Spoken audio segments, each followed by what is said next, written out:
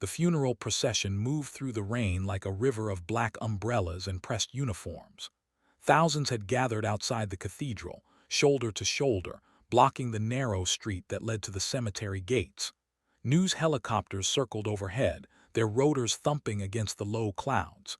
Inside the cathedral, generals sat in rigid rows, their chests heavy with ribbons and stars. The eulogy had been delivered. The flag had been folded. But outside, in the cold November drizzle, something strange was happening.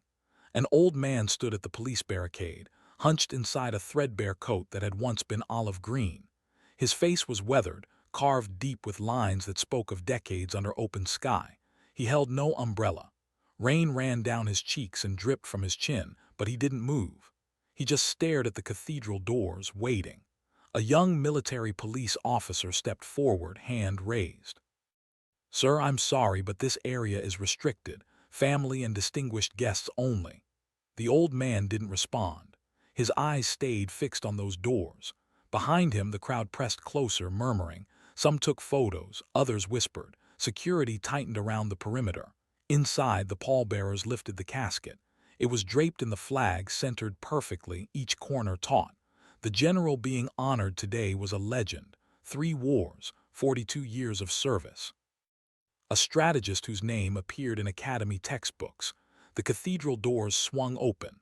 The pallbearers emerged, moving in synchronized steps. Behind them came the family, a son in dress blues, a daughter clutching her father's folded beret, grandchildren too young to understand. And then the officers, colonels, generals, men and women whose names carried weight in rooms where wars were planned. The crowd fell silent. Even the helicopters seemed to pull back. The procession began its slow march toward the cemetery gates, but the old man stepped forward again. This time, 2 MPs moved to intercept him. "Sir, step back, now." He raised one trembling hand, not in defiance but in something else, something that made one of the MPs hesitate. From the procession, a figure broke formation. A 4-star general, tall and rigid, with silver hair and a chest full of citations that glittered even in the gray light. He walked directly toward the barricade. The MPs stepped aside. The crowd held its breath. The general stopped 3 feet from the old man. For a long moment, neither spoke. Then the general's right hand rose sharply to his brow. A salute, perfect, unwavering. The old man's lips trembled. His hand, gnarled and shaking, rose to return it.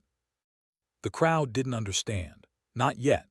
But inside the cathedral, in a back pew near the stone columns, a woman sat alone. She wore no uniform, just a simple black dress and a scarf that covered most of her gray hair. Her hands rested in her lap, fingers laced together, knuckles pale. She had watched the entire service without moving. Had listened to the speeches about valor and sacrifice, about a man who had shaped the future of aerial combat doctrine, who had mentored generations of pilots. They had spoken of his tactical genius, his unshakable calm under fire, his refusal to leave anyone behind. But they hadn't spoken about Kirkwood. They never did. The woman's name was Marin Kirkwood, though no one here knew that. She had arrived before dawn, slipping into the cathedral through a side entrance while the staff was still arranging flowers. She had chosen this pew deliberately, far enough back to remain unnoticed, close enough to see his face in the photographs mounted beside the altar. 40 years had passed since she'd last seen him in person. 40 years since the incident that had ended her career and nearly started a war. The crowd outside grew louder. She heard the commotion through the stone walls, the rising murmur of confusion. She didn't need to see what was happening. She knew. Slowly, Marin rose from the pew. Her knees ached, old injuries from an ejection seat that had saved her life and shattered her spine in 3 places. She moved toward the side exit, avoiding the main procession route. But as she reached the door, a voice stopped her. "Commander Kirkwood." She froze, turned. A man stood in the shadows near the vestibule. He wore the uniform of a brigadier general, though his face was unfamiliar. Too young to have served with her, too old to have only read about her in files. "You shouldn't be here," he said quietly. It wasn't a threat, just a statement. Marin met his eyes. Neither should he. She nodded toward the front of the cathedral where the casket had been. "But here we are." The general studied her for a long moment. Then he stepped aside. "The old man outside," he said. "That's Harlan Troy, your wingman." Marin's breath caught. "Troy's alive. Barely, stage 4 lung cancer. He drove 11 hours to be here." The general paused. "He's been asking for you." Outside, the 4-star general still held his salute. The old man Troy finally lowered his hand. His voice was barely a whisper, but in the silence it carried. "She deserves better than this." The 4-star general's jaw tightened. "I know." "Then why wasn't she invited?" The question hung in the air like smoke. The general lowered his salute slowly, deliberately. When he spoke, his voice was hard. "Because 40 years ago, men like me made a choice. We protected a narrative. Buried the truth to save reputations." He glanced back at the procession, at the casket draped in the flag. "And we've been living with that lie ever since." Troy's eyes glistened. He never forgave himself. "I know that too."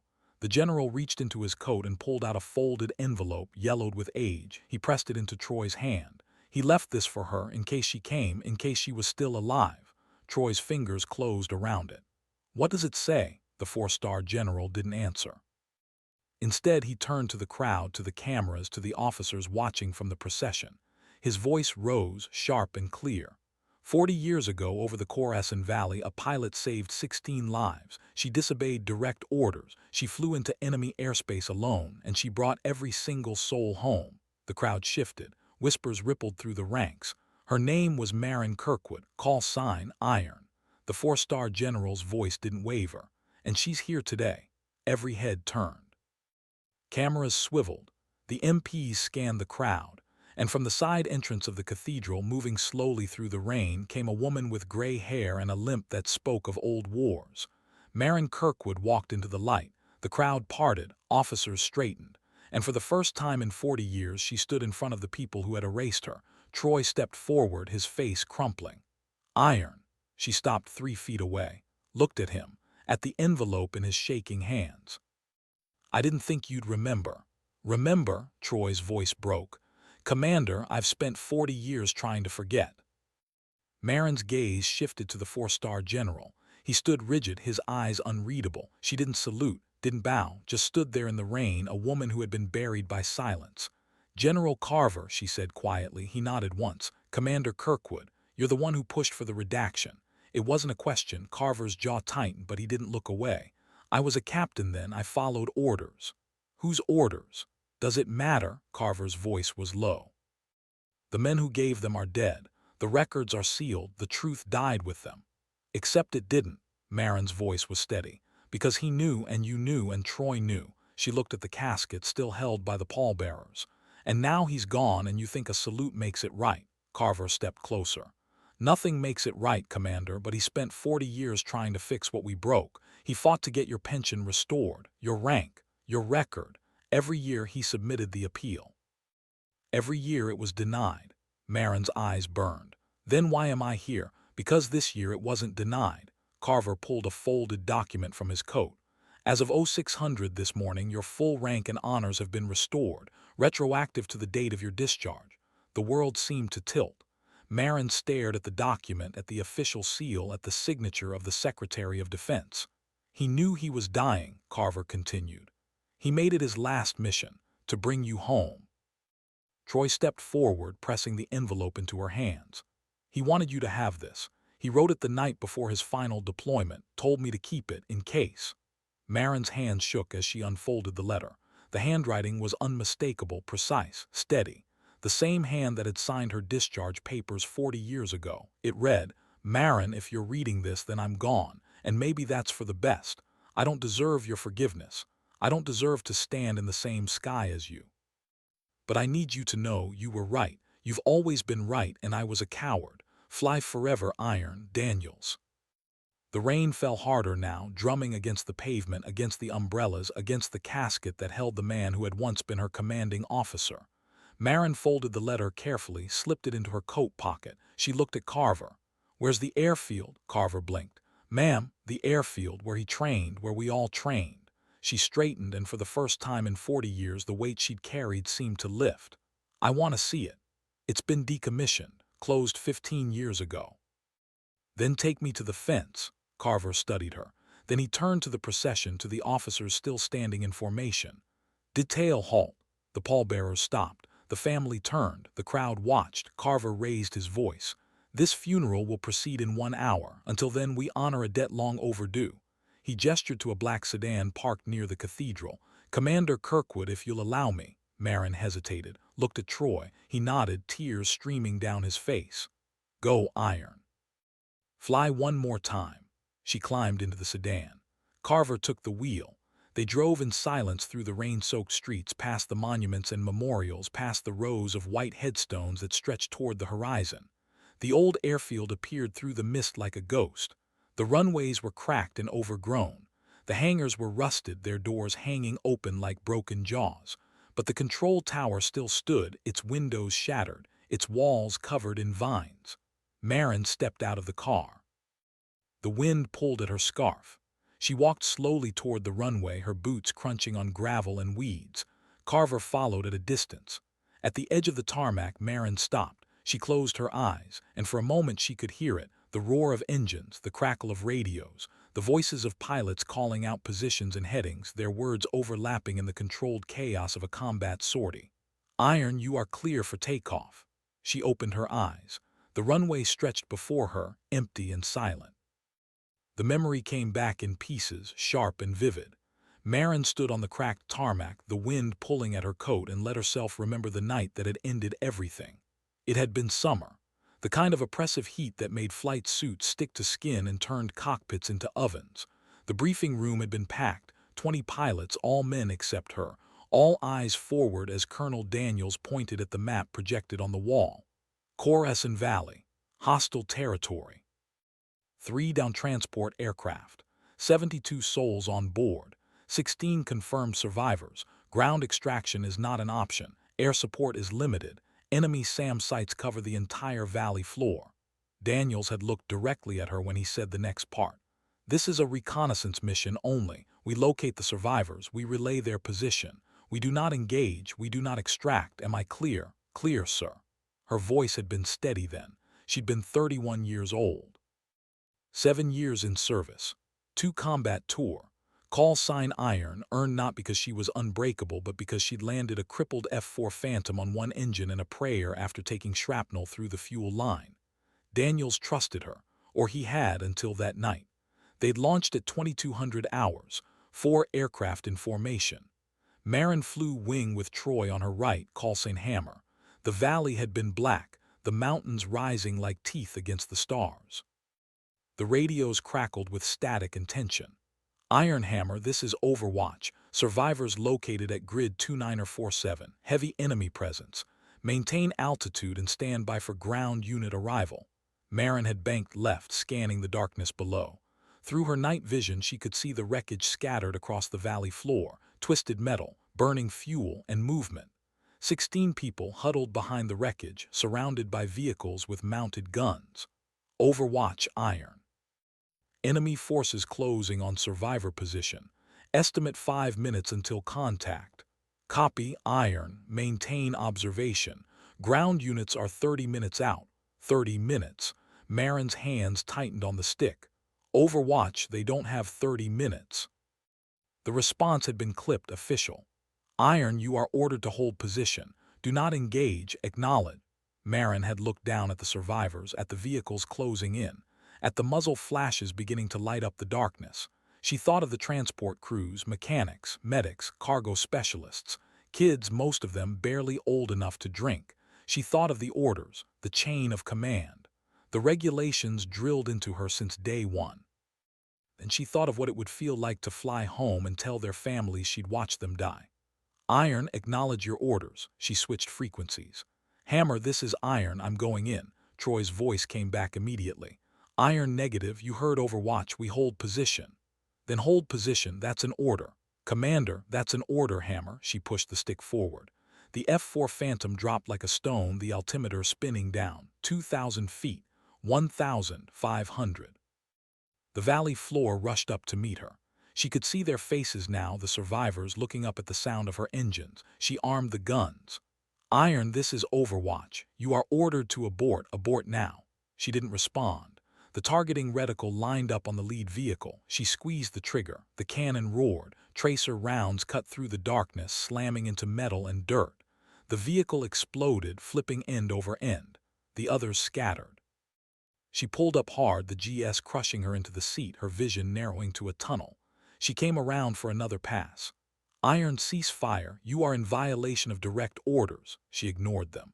Lined up on the second vehicle, fired. Another explosion, another scatter. The survivors were running now toward a clearing away from the wreckage. She keyed the radio. Overwatch, survivors are moving to grid 29 or 51. They need extraction now. Iron, return to base immediately. You are ordered. She switched off the command frequency, focused on the third vehicle. It was turning, the mounted gun swiveling toward her. She fired first. The vehicle erupted in flames. The valley lit up like daylight. Enemy forces poured out of the surrounding hills, dozens of vehicles, hundreds of troops. Sam radar locked onto her aircraft. The warning tone screamed in her helmet. She pulled into a climb, dumping flares and chaff. A missile streaked past, close enough that she felt the heat through the canopy. She rolled inverted, dove again, came in low and fast. Troy's voice crackled through. Iron, I'm coming in. Negative, Hammer, stay clear. Like hell. She saw him drop into the valley on her right, guns blazing. Together they made pass after pass, carving a corridor through the enemy lines. The survivors reached the clearing. A rescue helicopter, unauthorized and unannounced, descended through the smoke and chaos. Marin saw the crew chief leaning out, pulling people aboard. 1, 2, 5, 10. The SAM warning screamed again. She dumped her last flares, twisted hard left. The missile detonated behind her, shrapnel peppering her tail section. Alarms blared. The stick went sluggish. Iron, you're leaking fuel, Troy called. I see it. She kept flying, kept covering the helicopter. The last survivor climbed aboard. The helicopter lifted off, rotors screaming, disappearing into the night. Marin turned for home. Behind her, the valley burned. She didn't make it far. The fuel ran out 30 miles from base. The engines flamed out, one after the other. The cockpit went silent except for the wind. She ejected at 4,000 feet. The seat rockets fired, the canopy shattered, and she was suddenly tumbling through darkness, the parachute snapping open above her. She hit the ground hard. Something in her back broke. She lay there, staring up at the stars, listening to the sound of helicopters in the distance. Troy found her first. He dropped beside her, pulling off his helmet. You're insane, you know that? She tried to laugh. It came out as a cough. Did they make it? All 16. Helicopters en route to base. Good. Troy had carried her to the rescue bird. She remembered the pain, the way the world tilted and blurred. She remembered the medics cutting away her flight suit, the cold bite of morphine, the lights of the base hospital. She remembered waking 3 days later to find Colonel Daniels standing beside her bed. He didn't look angry, he looked tired. You saved 16 lives, he said quietly. Yes, sir. You disobeyed a direct order. Yes, sir. Daniels was silent for a long time. Then he pulled a chair close, sat down heavily. They want to court-martial you. Insubordination, reckless endangerment, unauthorized engagement. Marin stared at the ceiling. And what do you want, sir? I want to give you a medal, but that's not going to happen. He leaned forward, elbows on his knees.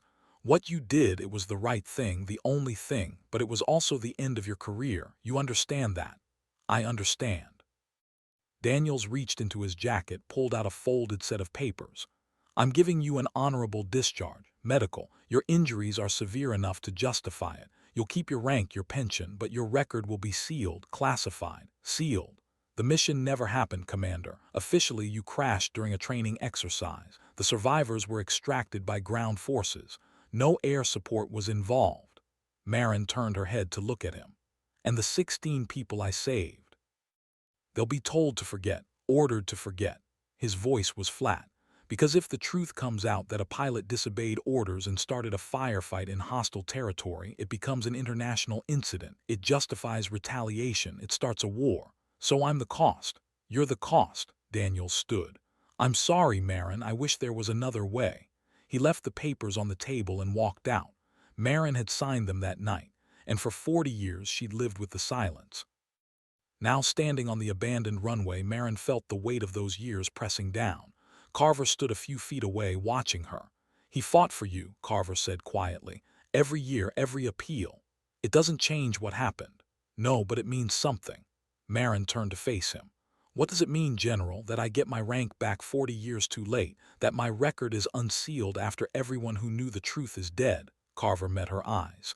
It means you were right, and we were wrong. And that matters. To who? To the pilots who come after you, to the commanders who will read your file and understand that sometimes the right choice is the hard one. He paused. To the 16 people who are alive today because you broke the rules. Marin looked away. The wind tugged at her scarf. Where are they now? The survivors. Carver pulled out a tablet, tapped the screen. I have their locations if you want to know. She hesitated, then nodded. Carver handed her the tablet. She scrolled through the names, the faces. Some were old now, like her. Others were gone, their entries marked with dates of death. But many were still alive, living quiet lives, families, careers, grandchildren. One entry caught her eye. Captain Lena Torres, survivor, currently serving as a flight instructor at the Naval Air Station. Marin's breath caught. Torres is still flying, training the next generation. Carver smiled faintly. She named her daughter Marin. The words hit her like a physical blow. Marin closed her eyes, felt the sting of tears she'd refused to shed for decades. I didn't do it for recognition, she whispered. I know, but maybe it's time to stop carrying it alone. Carver took the tablet back.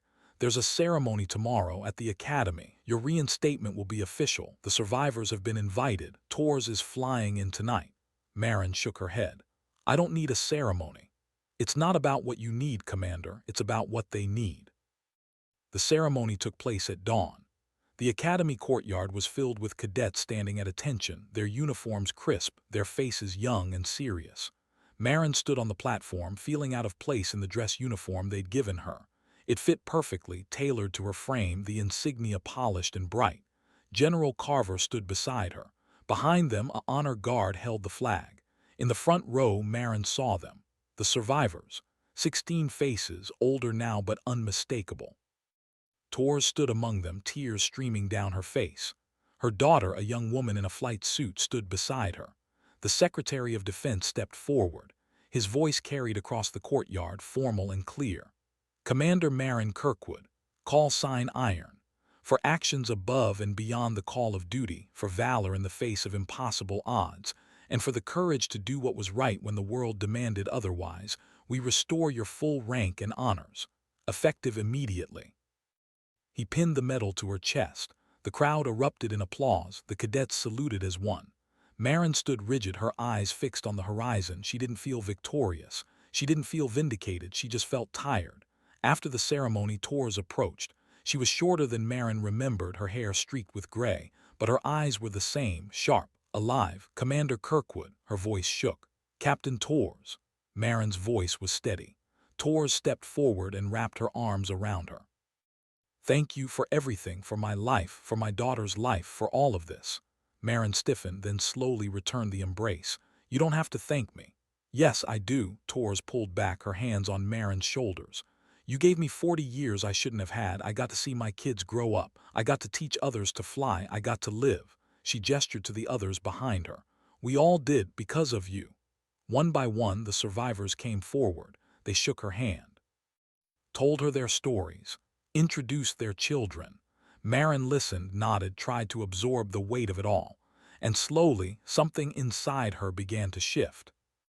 That evening, Marin returned to the old airfield, alone this time.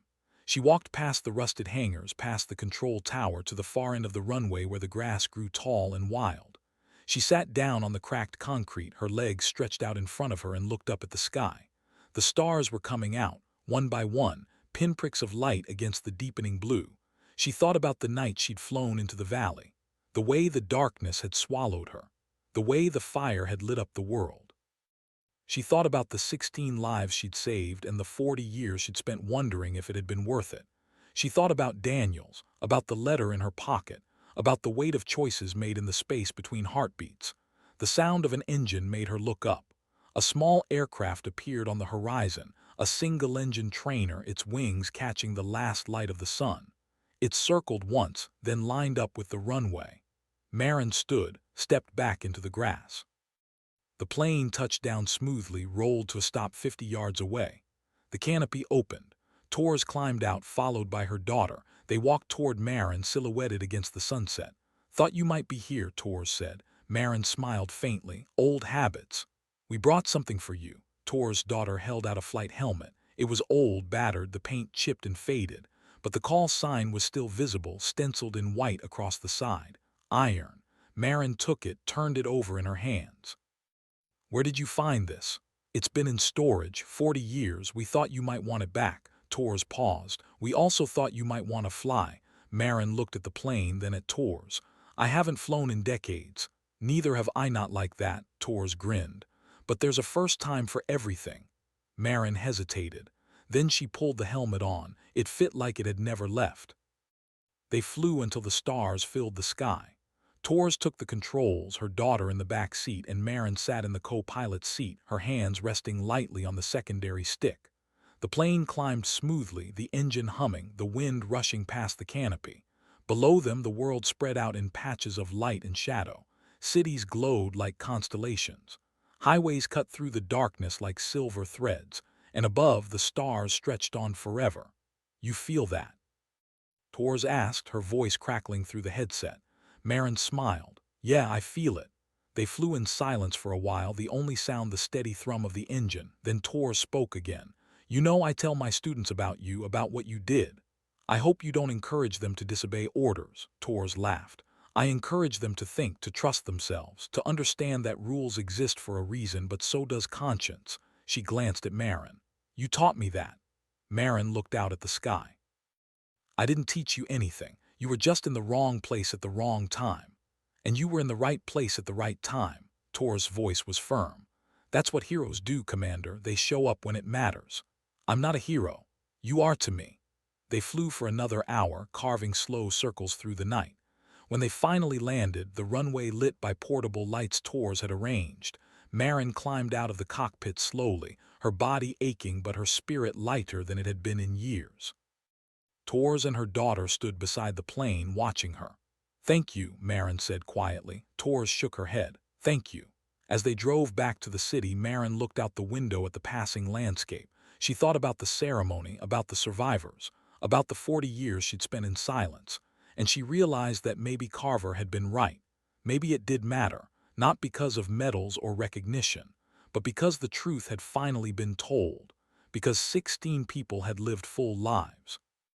Because the sky was still there, waiting. The next morning, Marin stood in front of the mirror in her hotel room, adjusting the collar of her uniform. The metal on her chest caught the light, a small circle of gold that felt heavier than it should. There was a knock at the door. When she opened it, Troy stood in the hallway. He looked frail, his skin pale, but his eyes were bright. Didn't think I'd see you in uniform again, he said. Neither did I, she stepped aside. Come in. Troy moved slowly, leaning on a cane. He sat down in the chair by the window, breathing hard. The doctors say I've got 3 months, maybe 4 if I'm lucky. Marin sat across from him. I'm sorry, Hammer. Don't be. I've had a good run, better than I deserved. He looked at her. I should have backed you up that night, should have told them the truth. You did back me up. You flew into that valley with me. Yeah, but after, when they started burying it, I stayed quiet, let them erase you. His voice cracked. I'm sorry, Iron. I'm so damn sorry. Marin reached out, took his hand. You're here now, that's what matters. They sat in silence for a while. Then Troy pulled something from his pocket, a small, worn photograph. He handed it to her. It showed the two of them, decades younger, standing beside an F-4 Phantom. Marin's flight suit was unzipped, her helmet tucked under one arm. Troy stood beside her, grinning. Behind them, the sun was setting. I've carried that with me everywhere, Troy said. Wanted to remember what it felt like to fly with someone who gave a damn. Marin stared at the photograph. She didn't remember it being taken, didn't remember that particular day, but she remembered the feeling, the camaraderie, the sense of purpose. Keep it, she said, handing it back. Troy shook his head. No, it's yours now, you earned it. He pressed it into her palm. Promise me something. Anything. Don't disappear again. Don't let them bury you twice. Marin spent the next week visiting the survivors. Each meeting was different. Some were emotional, full of tears and gratitude. Others were quiet, simple acknowledgments of shared history. She met a mechanic who'd gone on to design aircraft engines, a medic who'd become a surgeon, a cargo specialist who now ran a logistics company. Each of them had built lives from the ashes of that night. Each of them carried a piece of her story. On the final day, she visited the youngest survivor. His name was Marcus Webb. He'd been 19 when the transport went down, a fresh recruit on his first deployment. Now he was 59, a grandfather, a retired schoolteacher. They met in a small coffee shop near his home. Webb was quiet, reserved. He shook her hand but didn't say much at first. They sat by the window watching the street. "I don't remember much about that night," Webb said finally. "Just fragments, the crash, the fire, the sound of engines overhead." He looked at her. "I remember your plane, the way it came out of nowhere like something out of a movie." Marin sipped her coffee. "It wasn't that dramatic. It was to me." Webb's voice was soft. "I thought I was going to die, we all did, and then you showed up." He reached into his bag, pulled out a small notebook. "I've been writing about it, trying to make sense of it. I wanted to ask you, why did you do it?" Marin considered the question. "Because it was the right thing. But you knew what it would cost you." "Yes." "And you did it anyway." "Yes," Webb nodded slowly. "I've spent 40 years trying to live up to that, trying to be someone worth saving." Marin leaned forward. "You don't owe me anything, Marcus. You never did. You lived. That's enough." "Is it?" "It has to be." Webb smiled faintly. "My granddaughter wants to be a pilot. She's applying to the academy next year." "What's her name?" "Marin." The word settled between them like a prayer. The academy invited Marin to speak to the cadets. She declined at first, but Carver insisted. "They need to hear it from you," he said. "Not from a textbook, not from a legend, from the person who lived it." So she stood in the lecture hall facing 200 young faces and tried to find the words. "I didn't set out to be a hero," she began. "I set out to be a pilot, to serve, to do my job." She paused, gathering her thoughts. "But somewhere along the way, I learned that the job isn't just about following orders. It's about knowing when to break them." The cadets listened in silence. "The night I flew into Khorasan Valley, I knew what it would cost. I knew I'd lose my career, maybe my freedom, maybe my life." She looked out at them. "But I also knew that if I didn't act, 16 people would die, and I couldn't live with that." She told them about the valley, about the survivors, about the choice she'd made in the space between heartbeats. "Some of you will face similar choices," she said. "Moments where the rulebook doesn't have an answer, where the chain of command is too slow or wrong or broken." She stepped closer to the front row. "In those moments you have to trust yourself, your training, your conscience, and you have to be willing to live with the consequences." She paused. "Because the consequences will come. They always do. But so will the lives you save, the families you protect, the people who get to go home because you made the hard choice." The applause started slowly, then built until the entire hall was on its feet. Marin stood at the podium, overwhelmed. Carver approached after the cadets filed out. "That was good," he said. "That was necessary." Marin shook her head. "I don't know if they'll remember it." "They will, trust me." He handed her a folder. "One more thing, Tours submitted a request. She wants you to co-teach a course next semester. Tactical decision-making under pressure." Marin looked at the folder. "I'm not a teacher. You've been teaching for 40 years, you just didn't know it." Marin accepted the position. The semester began in January and she found herself back in the classroom, this time on the other side of the desk. The cadets were eager, hungry for knowledge. They asked hard questions, challenged assumptions, pushed boundaries. Marin loved it. She taught them about risk assessment, about weighing mission objectives against human life. She taught them about the history of aerial combat, the evolution of doctrine, the mistakes that had cost lives. And she taught them about Khorasan Valley, not as a legend, not as a cautionary tale, but as a case study in the complexity of command. Tours co-taught with her, bringing a pilot's perspective. Together they walked the cadets through the decision tree, the split-second calculations, the moral weight of each choice. One cadet, a sharp-eyed woman named Reyes, raised her hand during a discussion. "Commander, if you had to do it again, would you make the same choice?" Marin didn't hesitate. "Yes." "Even knowing what it cost?" "Especially knowing what it cost." Reyes frowned. "But you lost everything." "I lost a career, I didn't lose myself." Marin leaned against the desk. "The 16 people I saved, they got to live. They got families, futures, that's not nothing." Another cadet spoke up. "But what about the rules, the system? If everyone just does what they think is right, doesn't that lead to chaos?" "It can," Marin admitted. "That's why you don't break the rules lightly. You exhaust every other option first. You follow the chain of command as far as it'll take you." She paused. But if you reach the end of that chain and people are still going to die, then you make the call, and you live with it." The classroom fell silent. Then Ray spoke again. "Thank you, Commander," Marin nodded. "Thank you for listening." The semester passed quickly. Marin found a rhythm in teaching, a sense of purpose she hadn't felt in years. The cadets respected her, sought her advice, treated her not as a relic but as a mentor. Tors became a close friend. They flew together on weekends, taking the old trainer up into the sky, reliving the freedom they'd both thought was lost. One evening, as they sat on the tarmac watching the sun set, Tors spoke. "You know, I never thought I'd see you again, after that night." Marin watched the horizon. "I never thought I'd see anyone again." "What kept you going all those years in silence?" Marin considered the question. "Stubbornness mostly, and the belief that someday the truth would come out." "It did." "Yeah, it did." Tors looked at her. "You seem different now, lighter." "Maybe I am." Marin smiled faintly. "Or maybe I just finally let go of the weight." "What weight?" "The anger, the bitterness, the need to be right." She turned to Tors. "For 40 years I carried that night like a scar. Proof that I'd been wronged, but now I see it differently." "How?" "As a gift, because it taught me what I was capable of. It showed me who I am when everything else is stripped away." Tors nodded slowly. "You're a pilot, Iron, through and through. So are you." They sat in comfortable silence as the stars came out. The airfield stretched before them, empty and quiet. But in the distance, Marin could hear the sound of engines warming up for the night flights.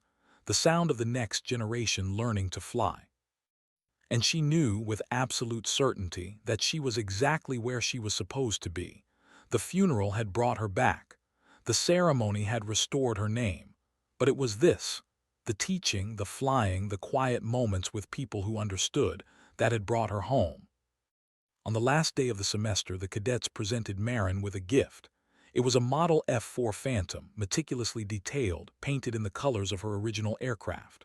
On the fuselage, stenciled in white, was her call sign, Iron. Beneath it, a small plaque read, "For the pilot who taught us that courage is not the absence of fear, but the choice to act in spite of it."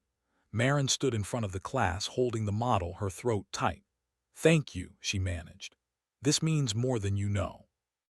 Ray stood. "Commander, we wanted to ask you something." "Go ahead." "Next semester, will you stay, keep teaching?" Marin looked at the faces around her, young, determined, full of the same fire she'd once carried. "If they'll have me." The cadets erupted in applause. Tors grinned from the back of the room. Later, as Marin packed up her materials, Carver appeared in the doorway. "Heard you're staying on, apparently." "Good, we need more instructors like you, people who have lived it." He stepped into the room. "There's something else. The secretary wants to commission a documentary about Khorasan Valley, about you." Marin shook her head. "I don't want that kind of attention. It's not about attention, it's about the record, making sure the next generation knows the truth." "The cadets already know the truth. I've been teaching it all semester." "But the world doesn't." Carver's voice was firm. "For 40 years your story was buried. Now it's time to tell it, not for you, for everyone who comes after."